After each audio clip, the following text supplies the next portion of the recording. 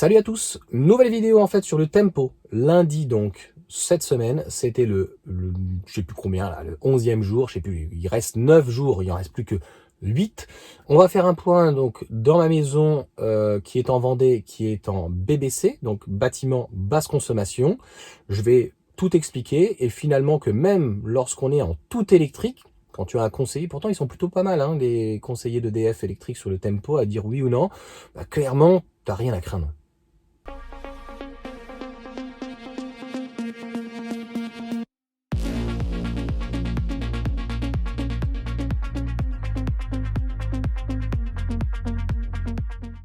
Donc je vais te faire défiler, je te mets les informations ici sur, je vais te mettre ça comme ça, donc sur ma consommation j'étais à 7 euros donc hier, ce lundi, sachant que j'ai eu la voiture la nuit de minuit à 6 heures en bleu, le chauffage de mémoire c'est environ un peu moins de 1000 watts, ma seule difficulté que j'ai et que je reproche non pas au bâtiment, c'est que dans les normes, il y avait donc 2 splits. Donc moi j'ai préféré, c'était moins cher d'installer des splits. Pourquoi? Ils ont tous un chauffage au sol. L'inconvénient d'un chauffage au sol, souvent en plus, c'est uniquement une pompe à chaleur pour le chaud, un compresseur, et il n'y a pas de froid. Le fait d'avoir surtout d'ailleurs du froid, même si c'est mieux compensé, il peut y avoir de l'humidité qui se forme et tu peux glisser ou quoi. Et le chaud, c'est quand même jamais très bon que ça remonte. C'est très mauvais donc pour les varices. Dernière chose, t'as surtout pas intérêt à faire des trous dans la dalle. Donc tu fais pas de trous, tu fais rien du tout. Et la dernière des choses, bah, un jour ça va vieillir, au bout de 10, 20, 30 ans, peu importe quand, eh bien il y a un jour où peut-être qu'il y a une partie qui va plus marcher, où il va y avoir un bug, et donc il va falloir péter dans la dalle. Là, on est comme sur un câble électrique, donc sur une climatisation réversible avec des splits, un compresseur en extérieur. C'est jamais la ligne souvent qui pose pas de problème, surtout qu'elle est d'une traite, et après elle est dans les combles et on est sur du plein pied. Mais ça va être le split qui ne fonctionne plus. Bon, il aurait pu être intégré dans un faux plafond, c'est un peu plus disgracieux, ça fait plus de bruit, c'est sûr que quelque chose au sol, mais le jour où ça doit changer, tac, tu enlèves, tu remets. Non, ça c'était la voiture. À chaque fois, je sais pas ce que c'est ce bruit, c'est dans la batterie, tac, il y a un truc qui se lève, tu me diras et tout, c'est dans le châssis, il y a un verrouillage, il y a quelque chose qui se passe, mais ça va bien se passer. Et donc, sur la consommation, comme je le disais, de nuit, j'ai arrêté à 6 heures donc la voiture, tout juste, il manquait 2%, c'est pas grave, on le fera demain ou après-demain quand on sera en bleu. Le chauffage, on l'a arrêté, j'avais poussé entre guillemets à 23 degrés. Donc, je vais te mettre d'ailleurs les photos où le matin, c'est ce que je disais dans un post, j'étais à pratiquement 23 et le soir même, j'étais encore à 23. En plus, on a eu un beau soleil, donc la chaleur est rentrée avec les vitres et elle a conservé donc la chaleur. Et le soir, on l'a remis donc à 22 heures. J'avais coupé le ballon d'eau chaude, le thermodynamique. Et donc il s'est mis à 22 heures. Il n'est pas très puissant, il doit faire 700 ou 900 watts. Mais comme il n'a pas de télérupteur, en gros, il serait mis à n'importe quelle heure de la journée. Donc voilà, je l'avais coupé. Il s'est remis à 22 heures. Il a dû se remettre au moins peut-être 2-3 heures, tu vois. Donc il a bouffé 2-3 kilos. Et j'ai pas remis la voiture, mais j'ai remis le chauffage, parce qu'en plus on venait juste d'arriver depuis 2-3 jours, donc la maison entre guillemets est encore un petit peu humide, tu vois, elle a pas, le parpaing est encore un petit peu, tu vois, il a pris les intempéries, il est pas chaud. Donc voilà pour tous ces éléments, et ça me fait une consommation de donc 7 euros. J'ai vu la consommation, donc là où on habite en Île-de-France, je m'attendais à beaucoup plus. On est 100, quand on est en bleu, a priori, on est à 1,42, un truc comme ça, 1,40. Et là, j'étais à 2,40, un truc comme ça. Enfin, je m'attendais quand même à beaucoup plus, parce qu'on est à 0,73 aujourd'hui, au lieu de 13 centimes.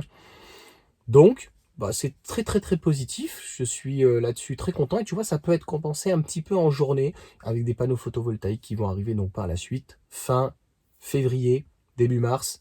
Voilà, donc avec Matter France. Donc on va pouvoir tester tout ça. La nuit, par contre, tu payes le prix. Et puis, quand il fait sombre et qu'il fait nuit, surtout en hiver, tu payes le prix.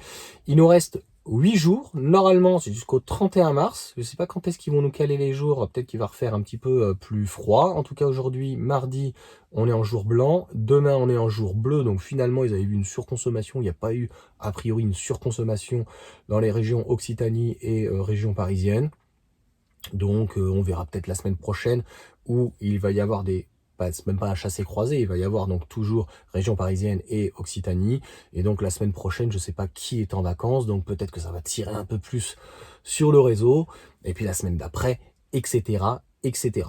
Donc voilà pour ces informations. Si vous avez des questions, n'hésitez pas.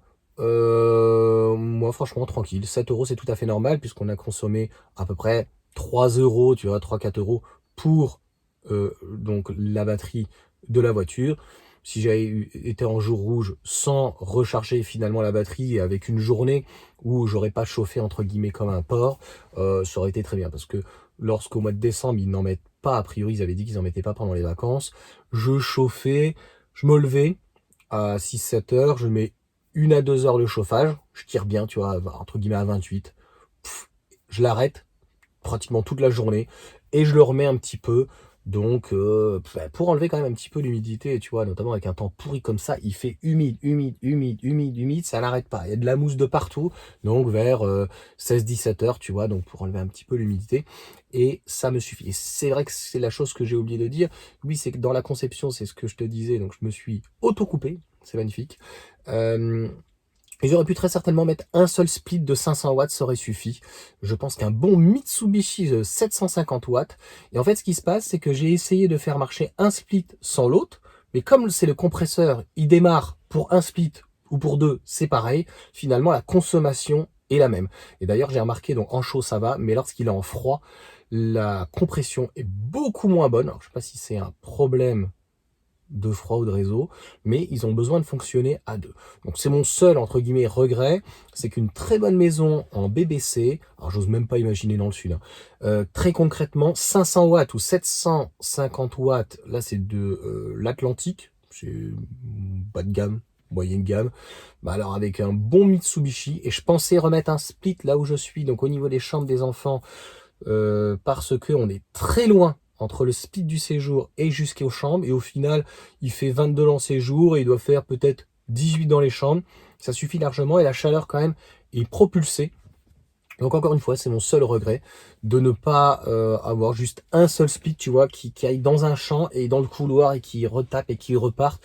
Et 500, 750 watts aurait suffi largement, surtout qu'ils sont pas au meilleur endroit, j'avais pas fait hyper attention à l'époque, et puis finalement ils les ont changés. Si tu mets des climatisations, fais bien attention, entre guillemets, de ne pas être en dessous. Autant, alors, dans la voiture, ça me dérange moins, je la mets très faible, et j'aime pas trop la clim dans la voiture, sauf vraiment quand on n'a pas le choix, surtout avec un toit comme ça. Mais dans la maison, c'est vrai que quand tu commences à chauffer assez fort ou que tu commences à mettre du froid, si tu es en dessous, c'est pas hyper agréable. Donc là, on en a un qui est au niveau du canapé du salon. Et donc, je l'ai mis un peu plus orienté, tu vois, vers le bas, un peu sur le côté, tu vois, pour... il y a une perte de rendement dans ces cas-là. Donc, il faut trouver un split, vraiment un super endroit où, comme un canal. Clairement, comme un canal. Et il faut savoir aussi, c'est ce que j'ai donc dans ma maison donc en Île-de-France, un chauffage. Donc le chaud va monter et le froid va légèrement descendre. Donc mon fils par exemple, on lui a mis une climatisation tout en haut dans les combles. Lorsqu'on met du froid, ça va décompenser le fait d'avoir ouvert les combles, parce que franchement on fait pas des miracles d'ouvrir un comble obligatoirement, ça chauffe beaucoup plus à l'étage, ça c'est clair, quand il fait 35 degrés. Donc ça va avoir tendance à le frais un petit peu à descendre, très légèrement en tout cas on le sent. Par contre le chaud, il reste stagné obligatoirement en haut. Il aurait fallu mettre un split en bas. Mais encore une fois, c'est compliqué de faire du vieux avec du neuf. Il y en a qui arrivent. Tant mieux pour eux. Voilà donc, en tout cas, pour ces informations. Tu vois, je vais mettre d'une traite. J'aime pas donc à chaque fois couper ou quoi. Et mettre des petits trucs ou quoi. Mais honnêtement, le tempo, c'est très positif, c'est super. Le mois de janvier a un petit peu, entre guillemets, explosé, mais tout le monde a explosé au niveau du tarif. Tout le monde s'est pris 10-20%. Donc là, février, je devrais être pratiquement sur le même tarif que l'année dernière, avec les voitures électriques. Donc c'est plutôt pas mal. Donc on fera un bilan encore sur une année. Je pense qu'il va être très bon. Et puis les panneaux vont venir donc compenser cette petite hausse. Et des commentaires que vous m'avez mis, en 2 ans, les Mater France là, que je vais prendre à 349 €, après il y a la livraison, ne sont pas donnés en livraison, c'est une centaine d'euros. Donc normalement je devrais avoir une affiliation avec 5 ou 10%, je ne sais pas exactement. Moi je demandais pas d'affiliation, je voulais juste un code promo pour en bénéficier pour vous et puis moi aussi, parce que concrètement je vais prendre les panneaux à 349 euros. Ils m'envoient qu'un panneau, mais je dis mais 420 watts, qu'est-ce que tu veux que je fasse? Là, c'est surtout que je veux vraiment, je veux me donner le maximum de chance. Je m'en fous encore une fois de perdre dans le réseau. Et toutes les informations que j'ai eues, tout ce que vous m'avez donné comme commentaire, tout ce que j'ai pu voir, etc., c'est entre 100 et 200 euros d'économiser. Donc je ne sais plus, 1000 kilos. Bref, c'est à peu près donc 100 ou 100, 120, 150. Donc je ferai mes calculs, je te donnerai tout. Là par contre en mathématiques, combien? Et je dirais qu'on s'en fiche que ça soit amorti au bout d'un an et 6 mois et 3 jours. Ce qui est important, c'est le curseur. En plus de 2 ans, moins de 2 ans, plus d'un an, 5 ans, tu vois, là ça commence à être long. Moi, à partir du moment où c'est amorti au bout de 3-4 ans, comme ma pompe à chaleur, ça me va. Donc si c'est au bout de 2 ans, c'est parfait. J'amortis, j'enchaîne. Et là, je pense qu'en Vendée, j'ai trouvé un super endroit, là, juste en face, plein sud, où je mettrais bien notamment donc certainement du plug and play. À moins que je suis pas du tout électricien, il faut le compteur est de l'autre côté, il faut tirer donc le câble dans les combles et revenir de l'autre côté. En plus je l'ai fermé le comble quand j'étais encore en bonne santé, de fermer ce fichu comble et tout, quoi que ce soit, il n'y a pas de trappe. Donc pour moi ça serait plus simple de faire un trou, passer l'électricité et donc de faire un raccord entre guillemets en plug and play. Et surtout juillet-août, de charger tout le temps la voiture avec ça. Donc, quitte à venir même à l'extrême avec les deux, c'est même si c'est chiant. Mais avec une, voilà. Et puis s'il y a de la perte, il y a de la perte. Mais le panneau, ça coûte tellement peu cher aujourd'hui. Une centaine d'euros un panneau. Donc si je mettais, mettons, 4 kilos, mais ça serait moins. En gros, j'en aurais pour 1000 euros. Donc si j'en ai pour 2000 euros en installation, mais que j'économise tout juillet-août, c'est gratos lorsque je recharge la voiture, même à 2-3 kilos. Je vais pas sortir tous les jours, tu vois. Donc, je la branche. Et puis le reste, est-ce qu'on met ça dans des batteries? Il faut pouvoir amortir les batteries. Donc, on fera une vidéo de toute façon dessus, sur l'amortissement des panneaux, non plus sur la maison, mais l'amortissement des panneaux sur une voiture. Ça, c'est encore différent. Et l'amortissement des panneaux sur une batterie. C'est comme ça que ça se passe, un amortissement. Si ça amortisse pas, clairement, ça sert à rien. Voilà en tout cas pour cette vidéo, je suis désolé d'avoir parlé un petit peu trop. Et puis on se retrouve en fait donc si il y a d'autres nouveaux jours rouges qui sont intéressants et de faire le point. Vraiment j'insiste sur le fait, à mon sens, de ne pas avoir absolument d'inquiétude quand on est tout électrique et qu'on est plutôt bien isolé, qu'il n'y a pas trop de problèmes ou qu'on a quelque chose en appoint pour pouvoir donc passer à tempo. Tempo, ça reste quand même 13 centimes par rapport aux heures creuses, heures pleines où moi ici j'étais en vert, là, comme le contrat vert. Avant que je change de tempo l'année dernière déjà, c'était 21 centimes. Après, on a encore pris au moins 4 centimes. 24, il doit être à 27 centimes. Donc, si tu veux, je suis toujours à 50 euros par mois. Donc, je ne l'ai pas senti passer. Le tempo, encore une fois, a permis d'incorporer la hausse, de supporter la hausse et de supporter en plus les charges des voitures. Donc, encore une fois, positif, positif, positif. Et la dernière chose que j'oubliais, pourquoi aussi mettre des panneaux? J'ai vu que les pompes à chaleur ou en tout cas les filtres, etc. pour piscine, là on avait mis la piscine tubulaire, une petite, c'est la première fois qu'on mettait ça, on en est plutôt satisfait. Donc j'ai découvert, je pensais pas que ça se montait aussi vite ou quoi, donc on va réitérer l'expérience.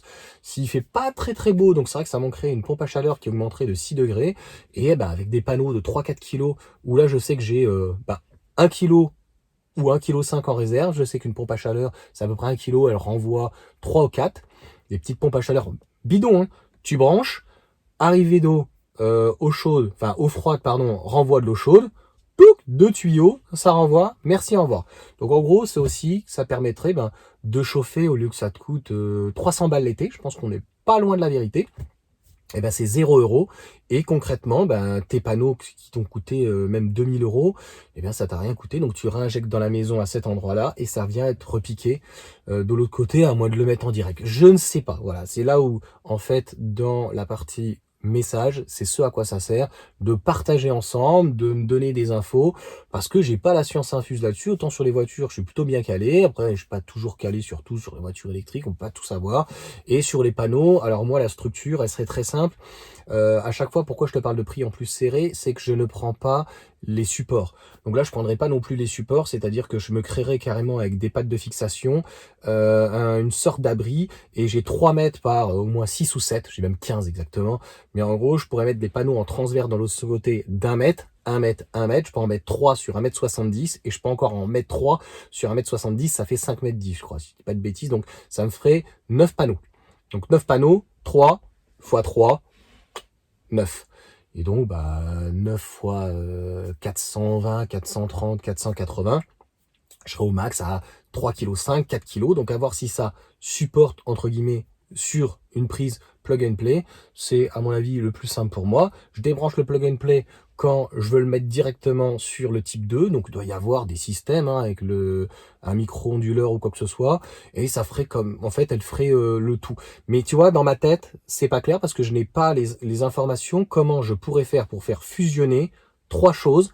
Les panneaux photovoltaïques, comme je t'ai dit, donc le talon de la maison, qui est vraiment léger, éventuellement la clim si on doit la mettre s'il fait trop chaud, la pompe à chaleur et pouvoir charger le surplus, même si je mets 2 kg sur 10 heures, ça me fait 20 kg. Parce que la journée, par contre, c'est de 5 heures jusqu'à 21 heures. Et là, je suis plein sud ici. Donc là, et je n'ai pas d'ombre. Donc, juillet-août, j'ai une exposition qui est juste parfaite. Et encore une fois, j'ai pas besoin de mettre 100 ou 200 euros, 300 ou 400 euros, parce que là, t'imagines combien il faudrait de support. Là, comme je viens de te dire, je viendrai mettre donc pas des bastins, je viendrai mettre des chevrons. Je pense que des chevrons, ça suffit largement pour le poids, même plus petit. J'ai fait des chevrons pour une toiture, donc une petite toiture, un petit pan que j'avais mis, donc peut-être plus petit comme des demi-chevrons, je pense que ça existe. Chevrons, et puis je ne sais pas comment, avec des petites pattes de fixation, je viendrai les fixer et tout. Et dans ces cas-là, là où j'avais prévu, entre guillemets, hein, il va dire au sacrilège, de l'herbe synthétique, je pense que je mettrais plutôt des dalles ou des pavés ou du gravier. Et je pourrais reculer un petit peu, mais 3 mètres, c'est juste pour le modèle Y, hein, ça laisse pas beaucoup de place, tu vois. Mais ça me ferait une sorte de mini-centrale électrique pour 9 panneaux à une centaine d'euros le panneau, pour 1000 balles. Il faut que je regarde les supports, enfin combien ça me coûterait la structure. Vraiment que dalle, parce que je prendrais de mon mur séparatif, donc qui est à 2 mètres, et mon pignon. C'est pas réellement le pignon de ce côté-là, mais en gros tu m'as compris. Tac. Donc franchement, ça serait clairement top. Si tu as des infos, si tu vois, j'écoute tout le monde, je regarde, je vais regarder, tu vois, pour les panneaux, et c'est hyper intéressant. Donc c'est clairement très très inspirant. Allez, je vous souhaite une bonne journée, et puis à bientôt.